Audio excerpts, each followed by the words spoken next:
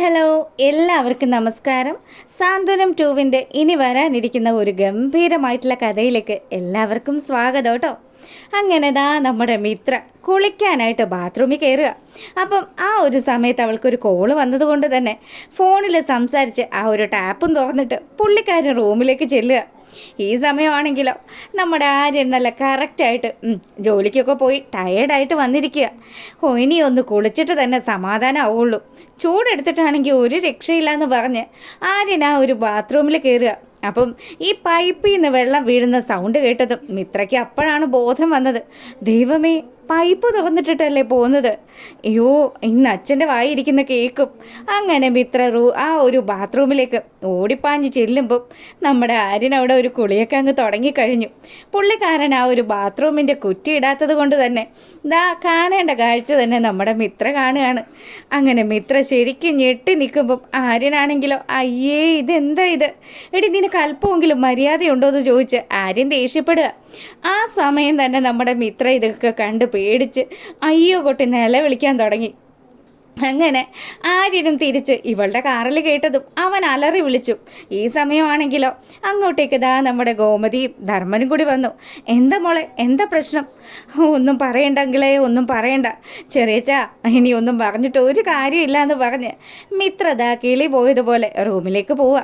ചേടാ, എന്തായിരിക്കും ധർമ്മ ഈ പെണ്ണിന് പറ്റിയിരിക്കുക? അല്ല ചേച്ചി, മിത്ര കരഞ്ഞുകൂടെ, വേറെ ആരെയും കൂടെ കരഞ്ഞല്ലോ.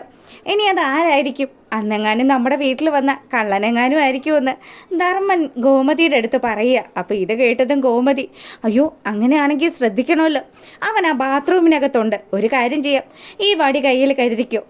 അവൻ ഇറങ്ങിയ അപ്പം അവൻ്റെ തലയ്ക്ക് അടിച്ചോണോന്ന് പറഞ്ഞ് ധർമ്മൻ്റെ കയ്യിൽ ഒരു വടിയും കൊടുത്ത് ഗോമതിയും ധർമ്മനും കൂടി ബാത്റൂമിന് വെളിയിൽ ഇങ്ങനെ നിൽക്കുക. അപ്പോഴാണെങ്കിലോ ആര്യൻ കോളിയൊക്കെ കഴിഞ്ഞ് അവിടെ നിന്ന് ഇറങ്ങിയതും ധർമ്മൻ അവൻ്റെ തലയ്ക്ക് അടിക്കാൻ ഓങ്ങിയതും ഒരുമിച്ച് എന്താ മാമ ഇത്, നിങ്ങൾ എന്താ ഈ കാണിക്കുന്നതെന്ന് പറഞ്ഞ് നമ്മുടെ ആര്യൻ ഒച്ചയെടുത്തതും യോ എൻ്റെ പൊന്നുമോനെ ഇപ്പം ഇവൻ അടിച്ചു കൊന്നേനെന്ന് ഗോമതി പറയുക.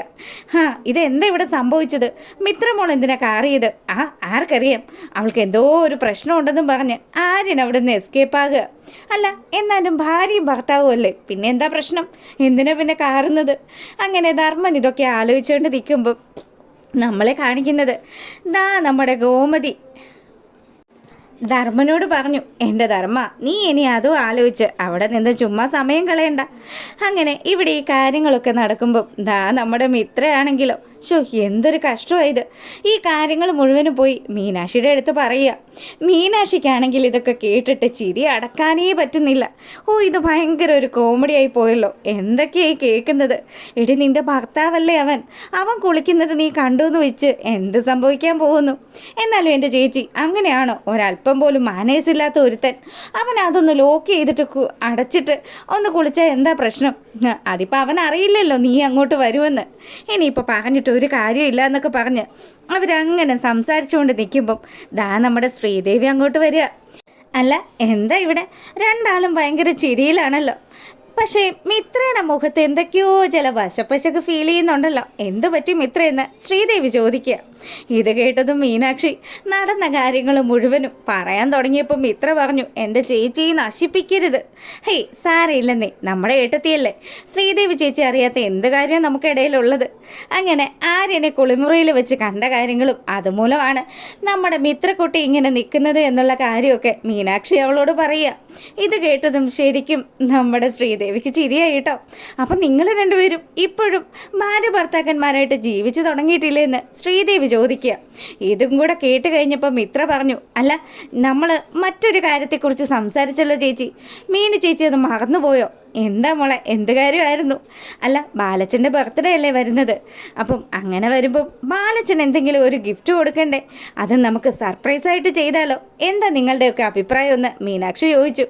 അപ്പോൾ ഇത് കേട്ടതും ശ്രീദേവി ആണെങ്കിലോ, അങ്ങനെയാണെങ്കിൽ ഒരു കാര്യം ചെയ്യാം, നമുക്ക് ബാലച്ചന് വേണ്ടി സ്പെഷ്യൽ ഒരു ഗിഫ്റ്റ് വാങ്ങിക്കാം. അതോടൊപ്പം തന്നെ അത്യാവശ്യം നല്ല രീതിയിൽ തന്നെ വീടൊക്കെ ഒന്ന് അലങ്കരിച്ചിട്ട് നല്ല ഒന്നാം തരത്തിലൊരു ഫുഡ് അതെൻ്റെ വകയായിരിക്കും. അതൊക്കെ ഓക്കെ. അല്ല, അത് മാത്രമായാൽ എങ്ങനെയാണ് ചേച്ചി ശരിയാവുന്നത്? നമുക്ക് അച്ഛനും അമ്മയ്ക്കും കൂടി ഡ്രസ്സ് എടുത്താലോ? 2 പേർക്കുള്ള ഡ്രസ്സൊക്കെ നമുക്ക് എടുക്കാം. പക്ഷേ നമ്മളെപ്പോൾ പോവും? ഞാൻ ജോലിക്ക് പോവും, അങ്ങനെയാണെങ്കിൽ സെക്കൻഡ് സാറ്റർഡേ പറ്റുമോ എന്ന് ശ്രീദേവി ചോദിക്കുക. അയ്യോ പറ്റില്ല മോളെ, എനിക്ക് അന്നും കുറച്ച് തിരക്കൊക്കെ ഉണ്ടല്ലോ. ഇനിയിപ്പോൾ എന്താ ചെയ്യുക? ഒരു കാര്യം ചെയ്യാം, നമ്മൾ എന്തിനാ ഇതൊക്കെ അടുത്ത ദിവസത്തേക്ക് മാറ്റി വയ്ക്കുന്നത്? നമുക്ക് ഇന്ന് തന്നെ പോയാൽ എന്താ? അങ്ങനെയാണെങ്കിൽ ഞാൻ കോളേജിൽ പോകുന്നത് പോലെ അങ്ങ് ഇറങ്ങാം. അപ്പം മീനുവേട്ടത്തി ഓഫീസിൽ പോകുന്നത് പോലെ പോയിക്കോ. അപ്പം ശ്രീദേവി ചേച്ചി എന്ത് പറഞ്ഞിറങ്ങുമെന്ന് നമ്മുടെ മീനു ചോദിക്കുക. ഇത് കേട്ടതും മിത്ര പറഞ്ഞു, അതിനെന്താ പ്രയാസം, അമ്മയും അച്ഛനെയും കാണാൻ വേണ്ടിയിട്ട് വീട്ടിലേക്ക് പോവുകയാണെന്ന് പറയാം. അങ്ങനെയാണെങ്കിൽ പിന്നെ പ്രശ്നമൊന്നും ഇല്ലല്ലോ. അച്ഛനും അമ്മയും 100 വട്ടം സമ്മതിക്കുകയും ചെയ്യും. കൊള്ളാം, നല്ല ഐഡിയ തന്നെ. അപ്പോൾ നമുക്ക് അച്ഛന് വേണ്ടുന്ന ഗിഫ്റ്റും ഒക്കെ വാങ്ങിക്കാം. ആരും ഒന്നും അറിയേയില്ല. അല്ല, ശനിയാഴ്ചയോ ഞായറാഴ്ചയോ ആണ് നമ്മൾ വീട്ടിൽ നിന്ന് പുറത്ത് പോകുന്നതെങ്കിൽ എന്തിനാ പോകുന്നത്, എന്താ കാര്യം എന്നൊക്കെ ഒരു 100 കൂട്ടം ചോദ്യം ഉണ്ടാവും. ഇതാകുമ്പോൾ ആർക്കും ഒരു സംശയം ഉണ്ടാവില്ല. ഞങ്ങളുടെ രണ്ടുപേരുടെയും കാര്യം ഓക്കെയാ. അപ്പം ശ്രീദേവി ചേച്ചി ഒരു കാര്യം ചെയ്യും, ആനന്ദേട്ടനെ കണ്ട് അനുവാദം വാങ്ങിക്കുക. അപ്പം ഞങ്ങളെന്തായാലും റെഡിയാവട്ടെ എന്ന് പറഞ്ഞ് നമ്മുടെ മീനാക്ഷിയും മിത്രയും അവരവരുടെ ആ ഒരു റെഡിയാകാനൊക്കെ പോവുക. ഈ സമയമാണെങ്കിൽ അവരുടെയൊക്കെ കയ്യിൽ പൈസ ഉണ്ടല്ലോ. തൻ്റെ കയ്യിലാണെങ്കിൽ 5ൻ്റെ പൈസയില്ല. ഭർത്താവെന്ന് പറയുന്നവൻ നയാ പൈസ സമ്മാനിക്കാറും ഇല്ല. ഇനിയിപ്പോൾ എന്ത് ചെയ്യും?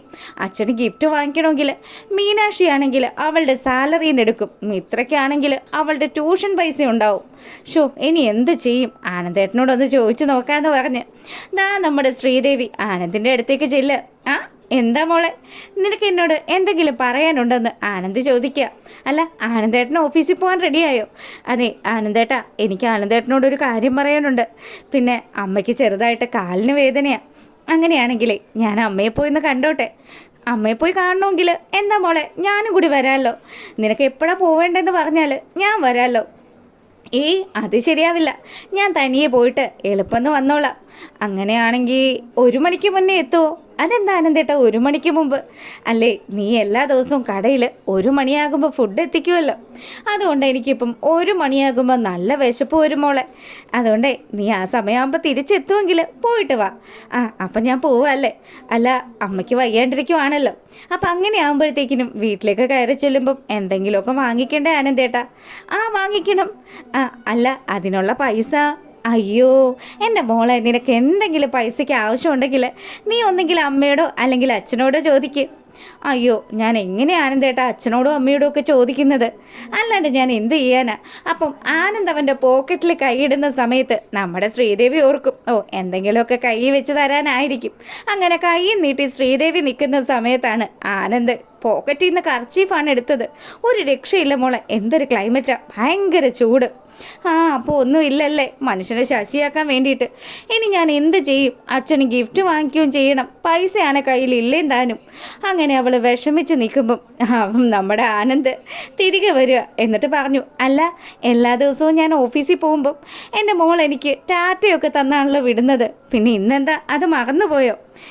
ഇല്ല ആനന്ദേട്ടാ, പോയിട്ട് വാട്ടോ ടാറ്റ എന്നും പറഞ്ഞ് വളരെ സന്തോഷത്തോടു കൂടി ആനന്ദിനെ യാത്രയാക്കുകയാണ് നമ്മുടെ ശ്രീദേവി.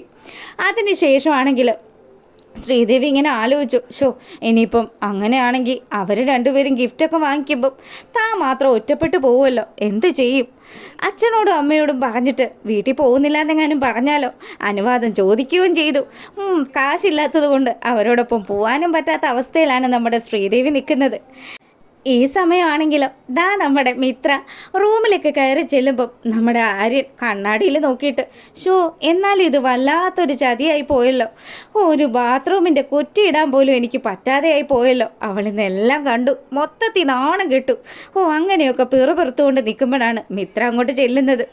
മിത്ര ചോദിച്ചു, എന്താ കണ്ണാടിയിൽ നിന്നൊരു നാടകം? അതോ ഒന്നുമില്ല, നീ എന്നെ എന്തോ കളിയാക്കുന്ന പോലെ എനിക്ക് ഫീൽ ചെയ്യുന്നുണ്ടല്ലോ. ഒരു കാര്യം ഞാൻ പറഞ്ഞേക്കാം, ഇനി നിങ്ങൾ കുളിക്കുകയാണെങ്കിൽ ബാത്റൂമിൻ്റെ കുറ്റിയിടാനായിട്ട് മറക്കരുത്. മനുഷ്യൻ നാണം കെട്ട് പോയെന്ന് പറഞ്ഞാൽ മതിയല്ലോ. എന്നാൽ ശരി, ഞാനേ കോളേജിലേക്ക് പോകാമെന്ന് പറഞ്ഞ് മിത്ര അവളുടെ സാധനങ്ങളൊക്കെ എടുത്ത് കോളേജിലേക്ക് പോകാൻ തുടങ്ങുമ്പോൾ നമ്മുടെ ഗോമതി ചോദിച്ചു, അല്ല മക്കളെ, നിങ്ങൾ ഇറങ്ങാറായോ? ഇറങ്ങാറായമ്മേ.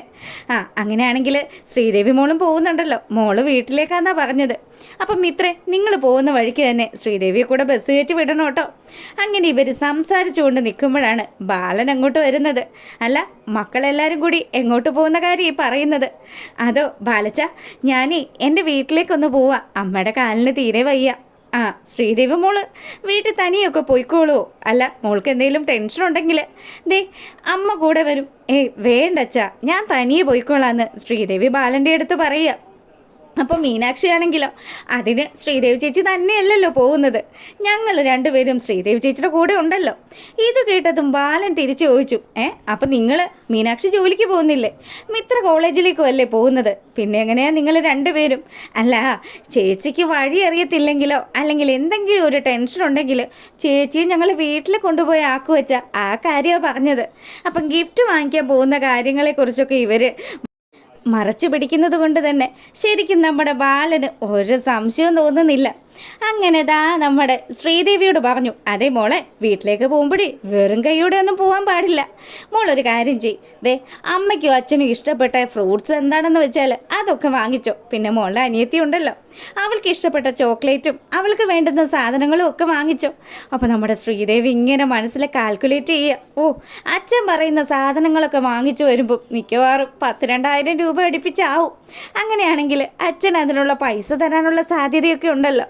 അപ്പോഴത്തേക്കിനും അവൾ ആഗ്രഹിച്ചതുപോലെ തന്നെ ബാലൻ തൻ്റെ പോക്കറ്റിൽ നിന്ന് കുറച്ച് ക്യാഷ് ഇങ്ങോട്ട് വെളിയിലേക്ക് എടുത്തു. അപ്പോൾ ഗോമതിക്ക് വലിയ സന്തോഷമായിട്ടോ.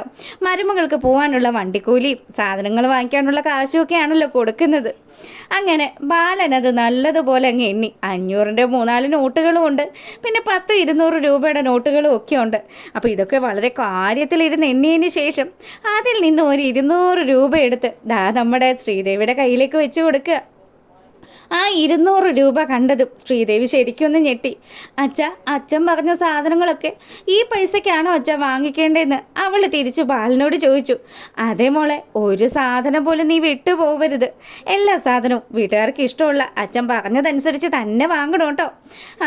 കൊള്ളാം അച്ഛ, ശരി ഞാൻ വാങ്ങിച്ചോളാന്ന് പറഞ്ഞ് നമ്മുടെ ശ്രീദേവി തലയൊക്കെ കുലുക്കി നിൽക്കുമ്പോൾ മിത്രയും മീനാക്ഷിയും കൂടി നമ്മുടെ ശ്രീദേവിയെ നോക്കി കളിയാക്കുന്നത് കാണിച്ചുകൊണ്ടാണ് ഈ വിശേഷം അവസാനിക്കുന്നത്.